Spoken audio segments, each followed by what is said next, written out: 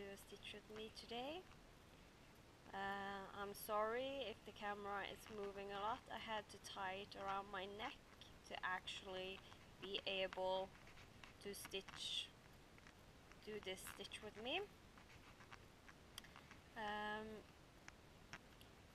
I have got a lot of questions about how I deal with my part threads. So I just finished a page yesterday, this one. So I only have this part left on this page, and I will also complete this partial page.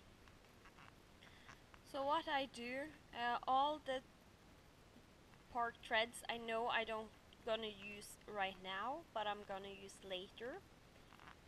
I usually will put away when it's this side I'm working on. I will put it to this side.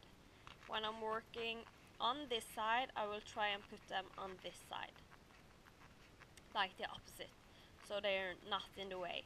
So what I do, I take them and I just comb through them with my fingers a little bit, pull them tight, and just lay them around my needle minder. And here in the end, I try to fold them gently, just not like very tight, just laying them a little bit to the side. And since I have my grind guard, I just lay them just right underneath, so they will stay there, and I will not come touch them with my hands, because if I do, if I'm like I did have them previously just laying right on my fabric that is visible, and I found that they made a lot of knots at the edges because of me always coming against the threads and like making a friction or something that it did not like. So I also have one more needle minder here and one more there. And what I usually do, the area I work on, I will have threads that I know I'm gonna use like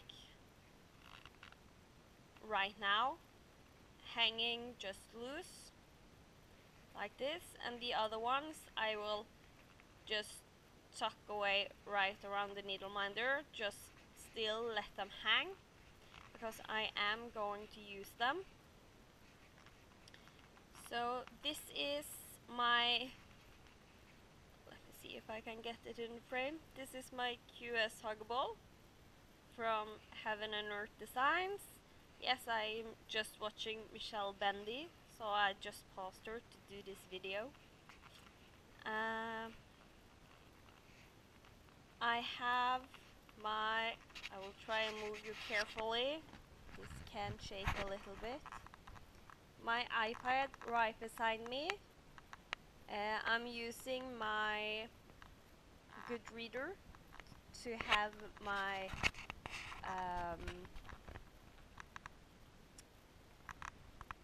pattern on, and I am I'm like, each color represents the day, just so I know what day it is. And underneath here I have my book where I mark off the days and what color that they had. I will also write special percentage I did reach in a row here and what date they were. And I'm coloring as I'm completing a full 10 by 10 grid. I will color in for the color that was the last I used on that square. And this one is actually very easy to find out what percentage I'm on, because 4 completed squares equals 1% finished of the pattern. So yeah, get you back. So I also have my mobile phone because I have been so lucky to be able to borrow my in-laws GoPro camera. So that's what I'm trying to film on. I didn't have a setup that I could use that I felt was very good because you would be so far away from the pattern that you would not see what I was doing unless I did a very bright color. So I'm trying this. If this is hopeless, I will try and film with the one longer away. I am planning on doing a lot of tutorials, so I hope this will work. So I'm just sitting with my Q-snap on my lap, as you can see. And recently I have become very two-handed stitcher.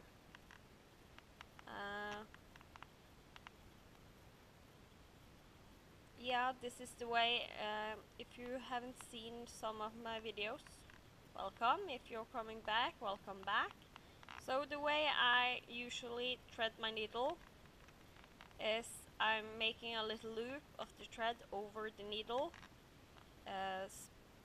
take the needle to the smallest part of the eye, and I just push down over the thread, and the needle is threaded. So I have never used a needle threader, and I have almost never licked my floss. When I was little, I did like needlepoint. That was like a wool yarn, and in the beginning my mom taught me to lick the floss, but that was awful licking wool. So I actually just found this method myself. I remember I sat and tried many different things, like just thread it without licking, and so on and so on. And then I don't know, I just made this method myself of how I thread the needle, and I have used it ever since. I think over the years I have been more proficient with it, and have become better. I think I just made some few modifications on it, but other than that, I actually have done it almost all my stitching life. So that will be since I was like 4 or 5 years old.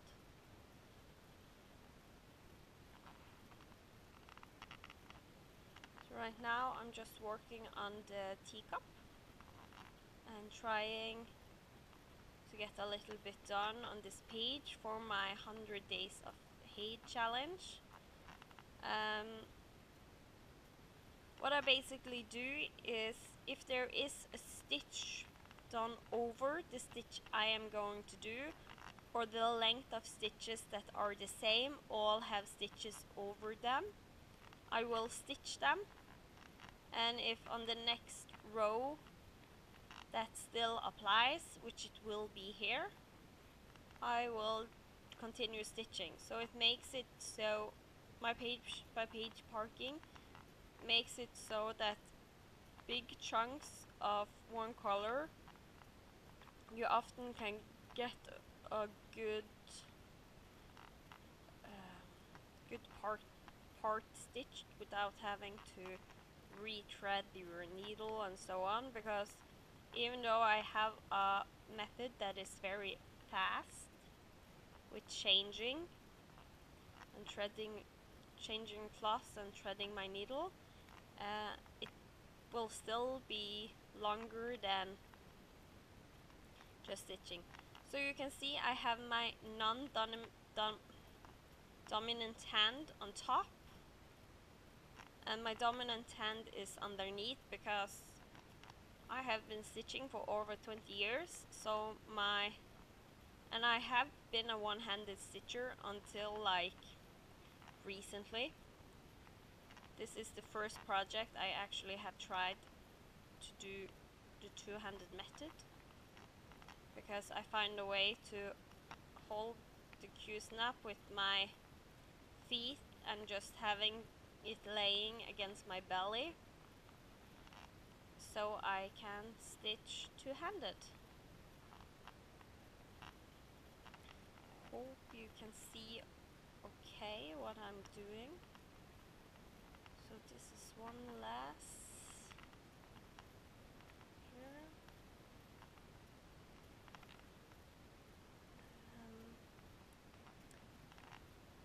So yeah, I'm recently starting to become two-handed.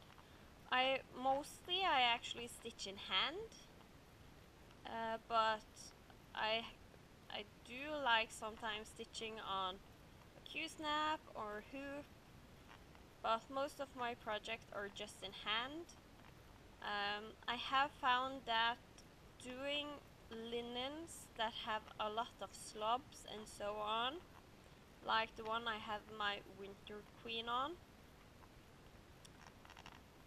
I actually am thinking of, I have bought some Q-snaps, I hope soon will come in the mail, because I will put her on a Q-snap, because that kind of linen is very hard to stitch in hand. It's easier when you get a little bit tension on it, because if there are slubs you easier can see the holes in the linen.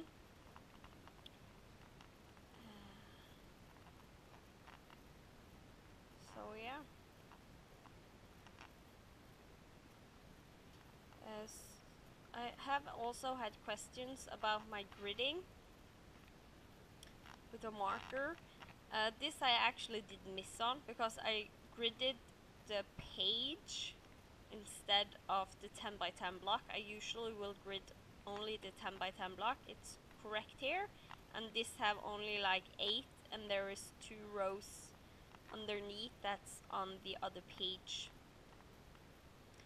So this block I think have like 12 or something rows. But the way I did grid this, now I have just recently stitched over it, I think it was here. I did find the middle and made an X in the middle, and from that middle I did count out to each side of the square that middle stitch was in, and then down to the bottom and up to the top. So I did have like one square, and I marked my way out and in each direction, and at this, not like all at once, I did use a ruler that I just had laying, try to get it as straight as I could, and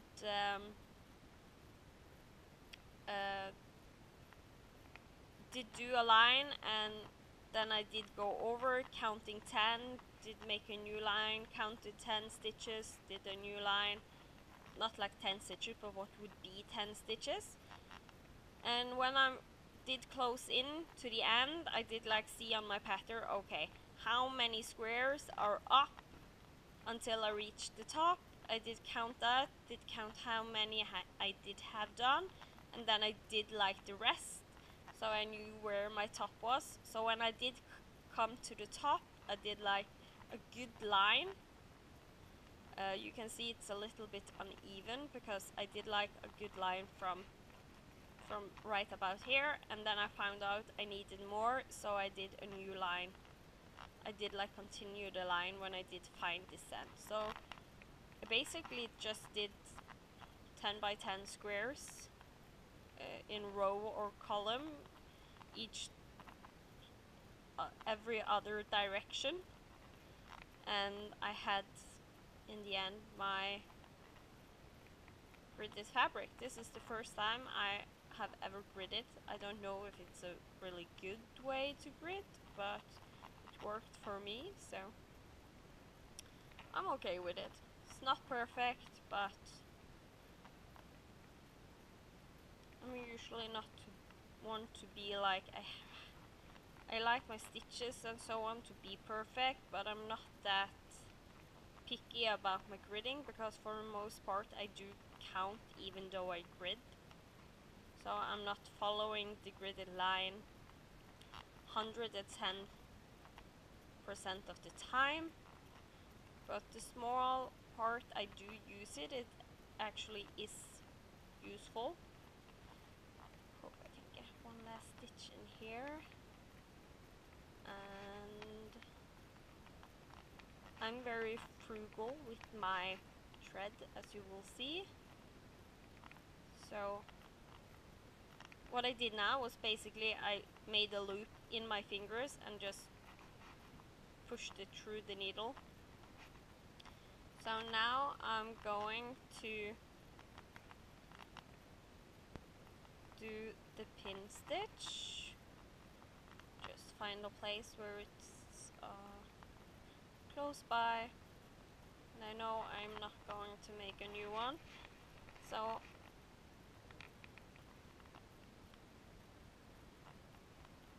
again, I just made a loop and pushed it through. Come up at the top. In the middle, I did pierce my Ada and did in the middle, and now I will do it on the side of the middle, in the direction the top thread are lying. Push it through, and then I will go to the other side of where the threads are lying. Turn around, make a loop and push it through.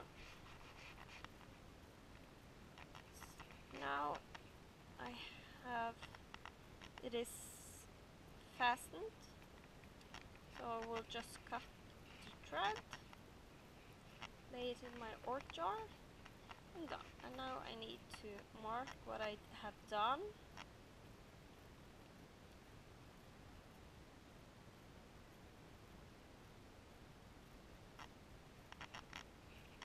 Like this. I actually need more of that color, so I have printed out here the symbols, just so it is easier. I don't have to like switch the pages on my iPad as much. So this is the color I'm working on, 3046. So I go to my master bobbin set. Try to get you to see it. I hope you don't get too dizzy. So 3046 is here. I did in the beginning like mark the symbols for the different projects, so the symbol is here. And if I have a thread over here, I know it's one that I already used, so then I know I'm using the pin stitch method to start it, just because it's not the full length. Full length I will start with the loop method, but if I do it too much with half lengths and half lengths, I get so many partial flosses hanging on the bobbin. It's irritating. So, but I did learn from Karen the needle bug how to start with pin stitch. I did know how to end, but I had not learned how to start. I think this is okay.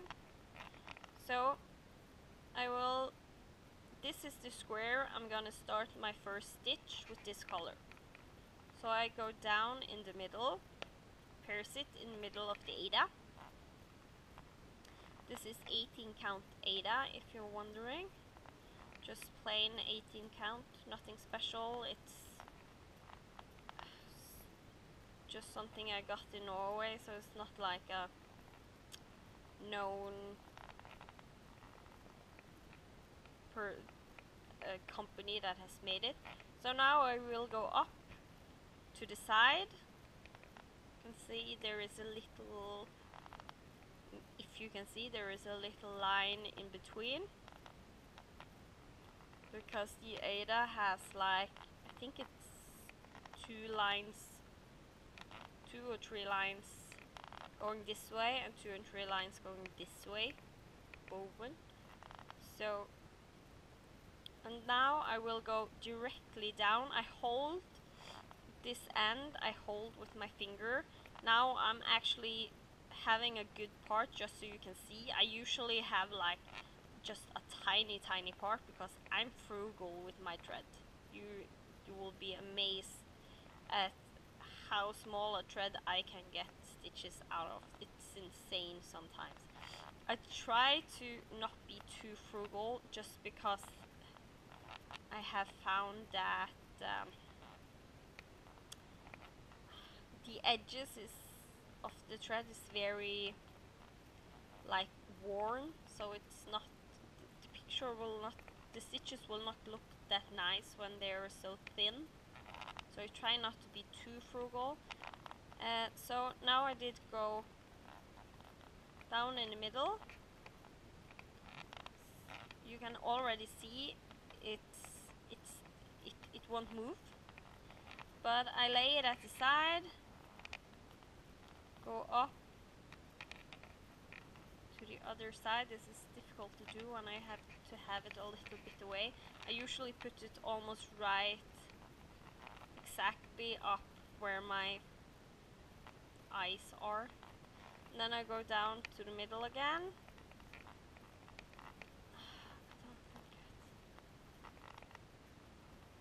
I think I missed going up on the other side, so I'll just go up on this side again. And down. I usually don't go an extra, but I think I missed it because I'm so far away. So it's tight. I pull the thread as high as I can and cut as close as I can come.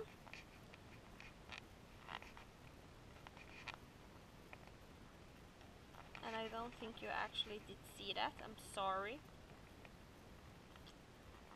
And then I can start stitching. So you see it's secure with that pin stitch.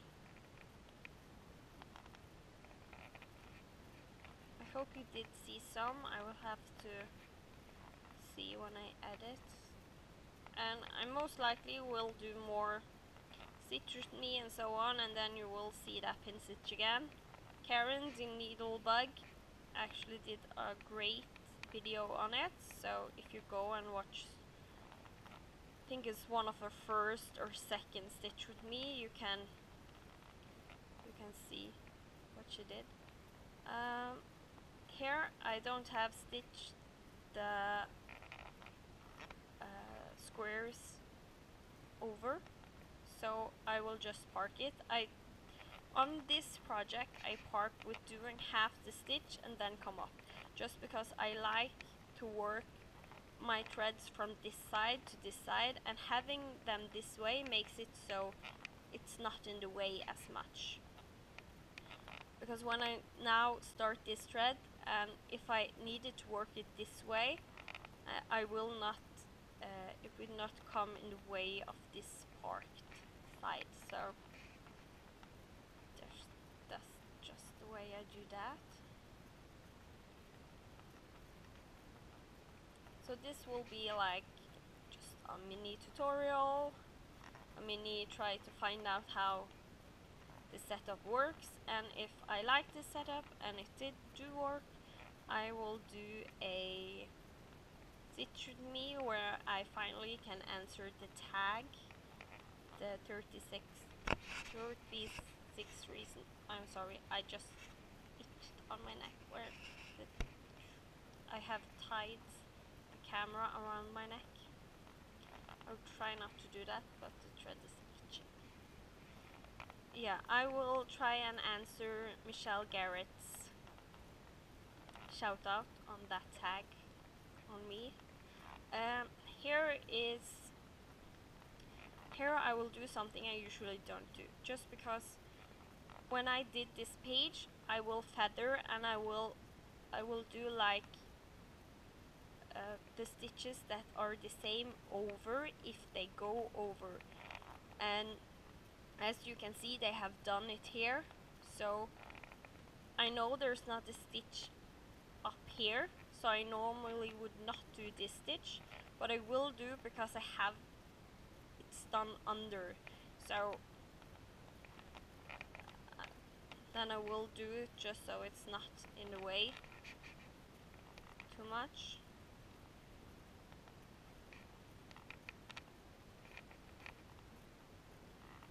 And as I said, I am very frugal with my thread.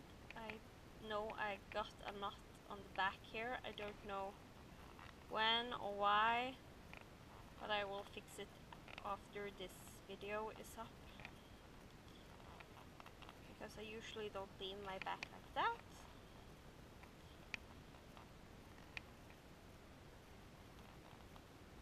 And sorry.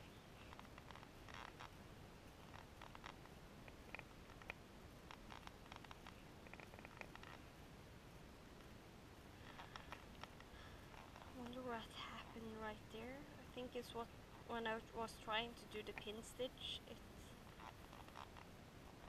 I'm usually not doing it as much.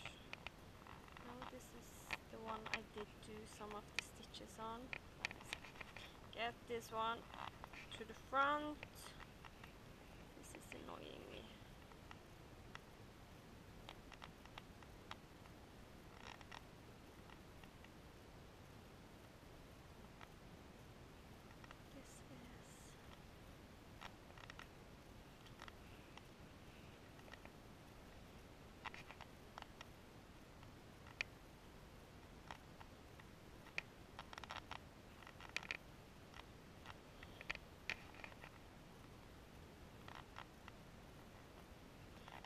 The thread did make a knot.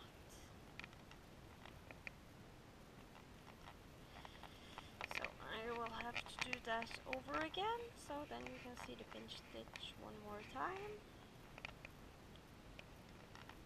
So just finish off this one first.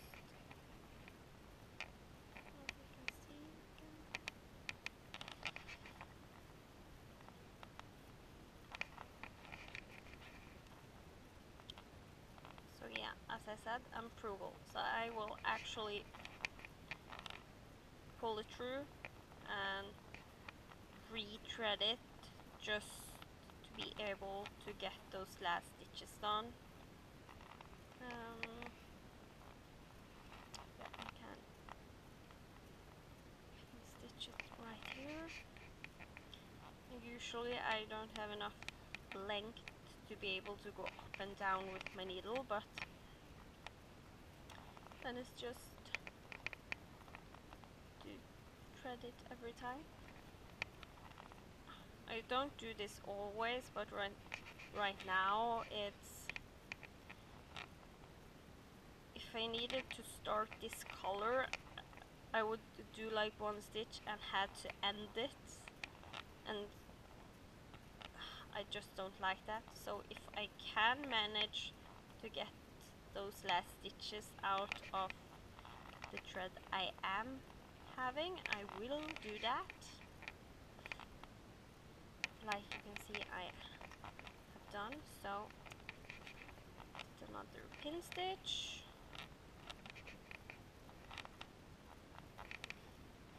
And now back to this color.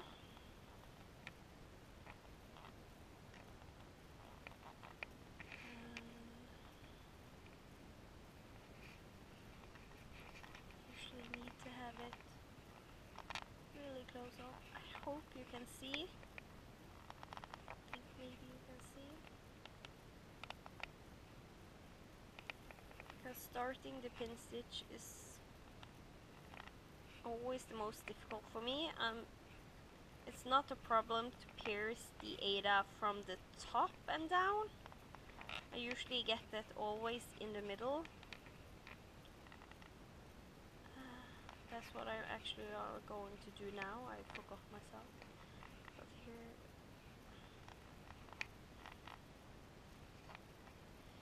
I just need to lay these threads around the needle minder so they're not in the way. Hold and come up and down.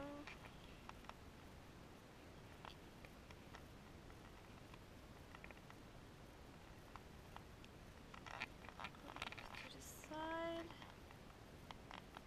down in the middle.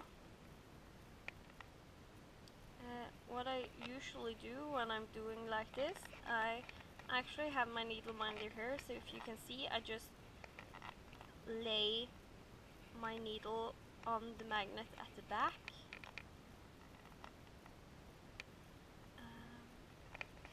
While I do cut this part off, because then I know this thread will not be in the way and accidentally cut it because it's on the back.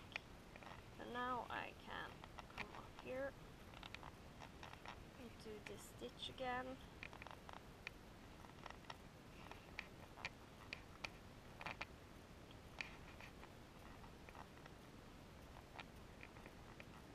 And now when I'm parking it, I just take the thread and lay them a little bit up and to the side. I'm not too bothered about it. Just take them, lay a little bit to the side. I did see that I don't know if you were able to see it, what I did. The camera do fall a little bit sometimes in the angle. So, mark what I have done and save. So,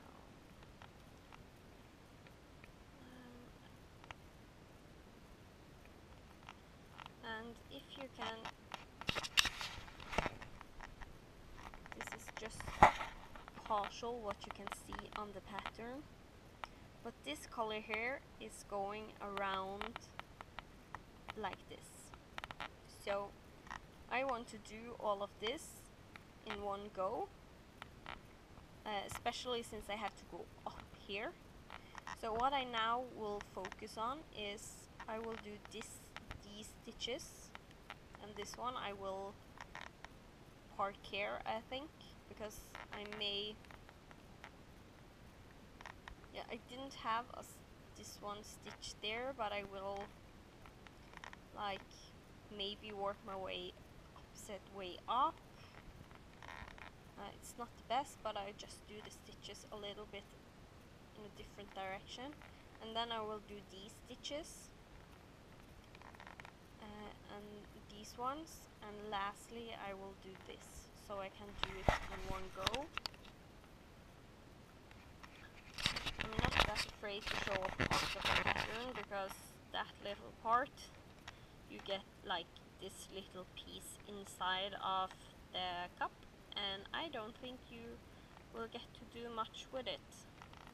And if you want just that little part of the pattern, then, well, happy stitching, and I think it can be very difficult to see.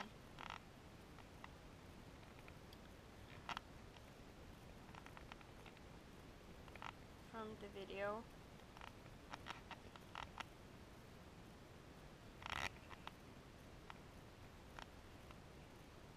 And I don't think that, actually I don't think copyright counts when it's just a partial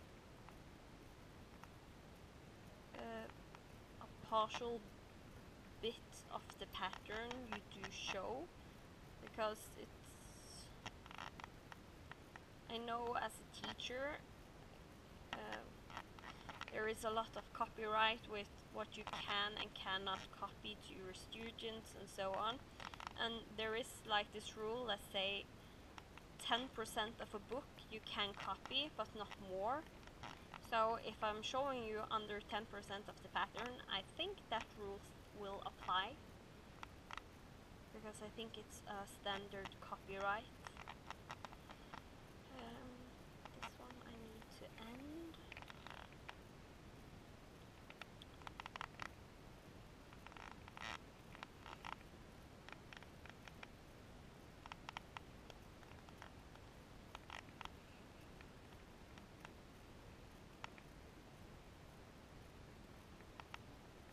Sorry, I'm not speaking much when doing the pin stitch part, because it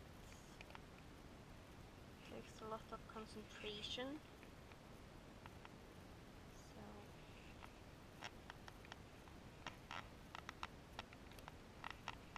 and this length right here I will save. So, but I'm not going to find its place. I will lay it to the side and I will put it on the bobbin later. So now back to this color. If you remember, that was the color I needed to start here. I will now stitch it. And the color is not used more down. So, but I probably will park it up right here to the side. Just because there is a single stitch there, and since it's so close,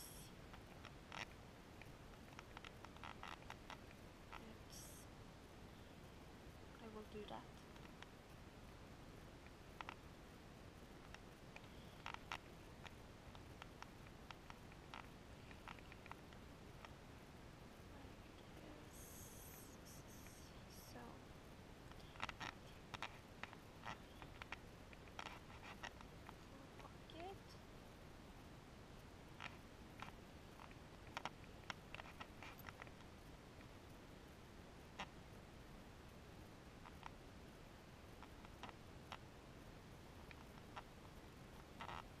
And the way I mark my chart on my Goodreader, I will use a full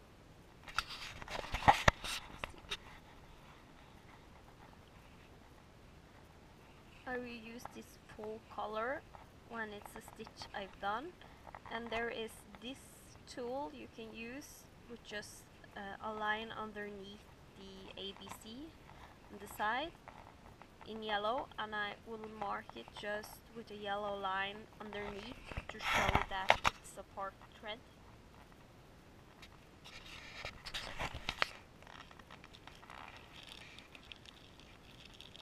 The next color I need to find. I have the bobbins in a bag, some of them, because not all colors are real DMC colors on this one, because I really needed to start it, so I did start it before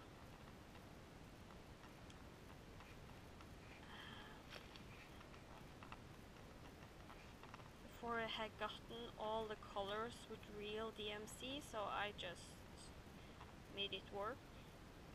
So this is first time I'm not using all real DMC color, so we'll have to see how this one goes. If I don't like it, I probably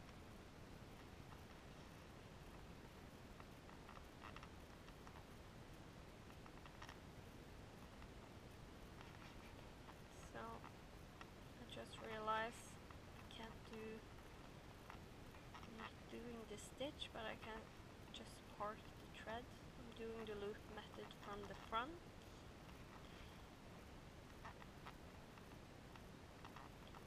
Because I need to do these stitches first. This color.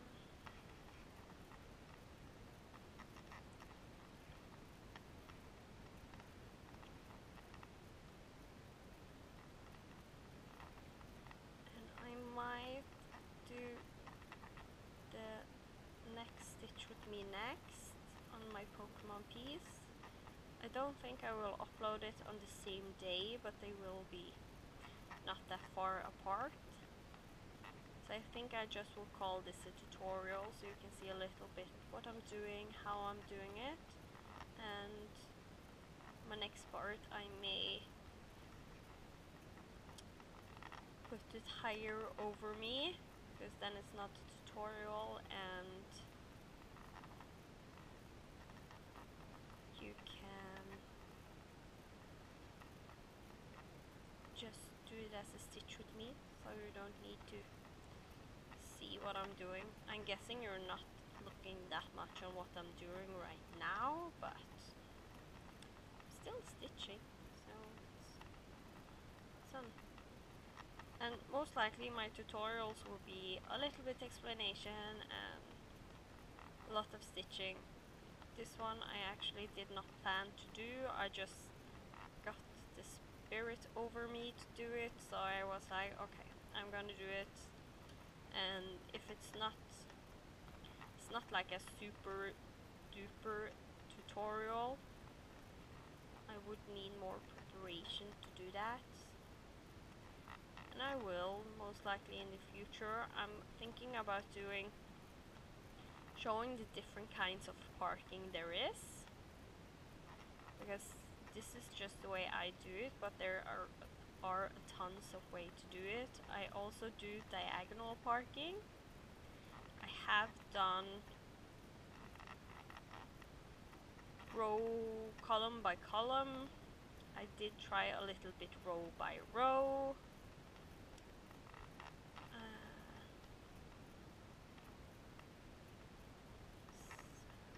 But I like better diagonal or page by page, which I am doing now. So you will see all the stitches I do. I usually have something stitched over at the top. Just need to look at the pattern. This floss is not. I need to sneeze, sorry. Hope that didn't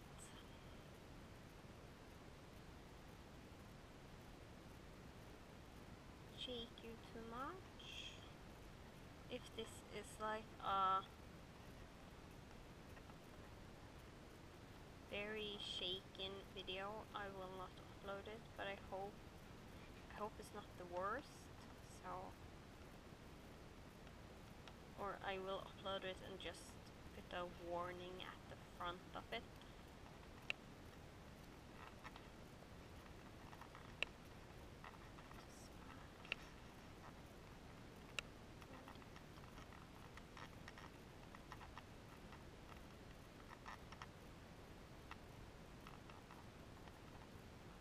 So I think what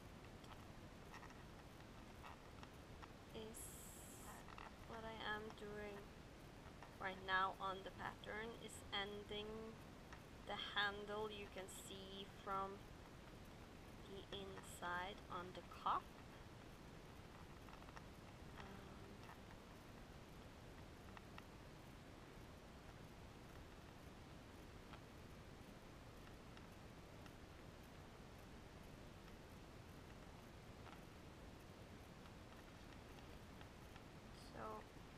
Show you on picture.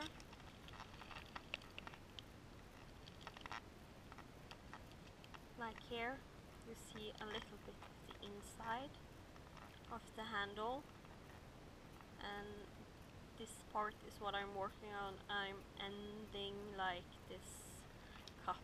So this color I'm doing right now, it's the, what I'm gonna call it, the edge color. That's a little bit darker one. It's not only this one, because it's on Heaven and Earth and they use this like a lot of color to do, like in the edges of everything there is a lot of confetti, like at the edge of where his hand is and his wings and so on, there is a lot of confetti. But it's okay, I don't mind confetti that much. If I'm in the mood, I'm actually enjoying it, so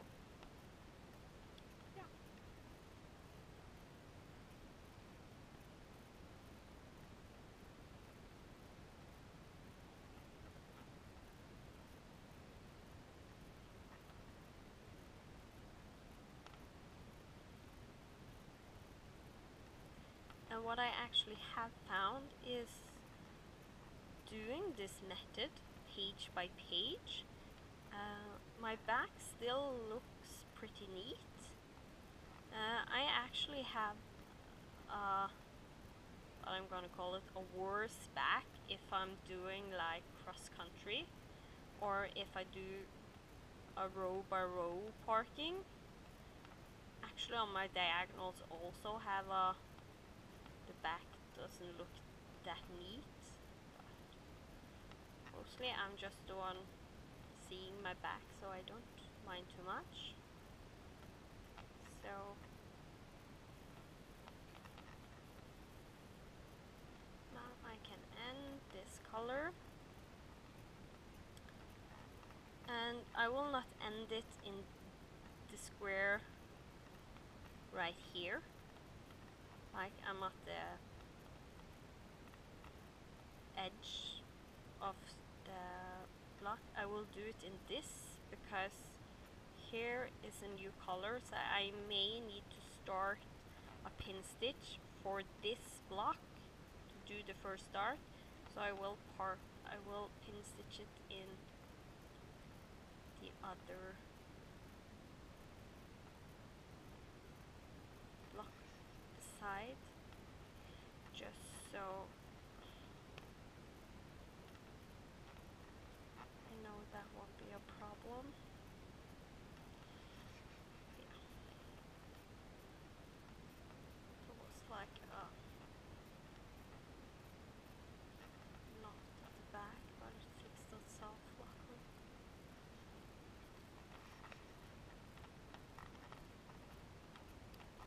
This color is done, so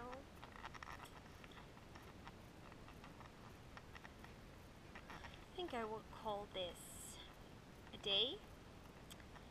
And yeah, watch out for the next stitch with me I'm coming out with. Then I will do the 36 why not tag 36 odd questions about me, it's called. So you can look forward to that. Now that I have done, if I'm done stitching for the day, I will, with my threads, I will just tuck them gently down like this. So thank you for watching. Here you can see my back. It's like I said, it's not that bad. It's actually looking pretty good. So there's some jumping around, but it's not, as I said, not that bad. So thank you for watching, and have a great day, and I'll see you later. Bye!